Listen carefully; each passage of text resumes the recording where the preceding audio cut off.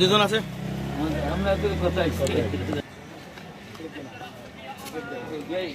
আমার মামু ভালো আছে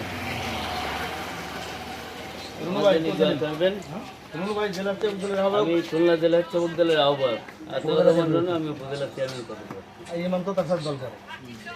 ইমরান হচ্ছে গিয়ে আমার দলকে আমরা একসাথে দল ঠিক আছে আপনাদের দায়িত্ব আছে কি দায়িত্ব পড়ে গেছে না ছেলেদের দায়িত্ব পড়ে গেছে না হ্যাঁ দায়িত্ব ছেলে যেদিকে আর আমার জন্য তো করবে আমিও তো আপনার ছেলে কি আমিও মানে আপনার ছেলে একটু না ঠিক আছে সব ছেলে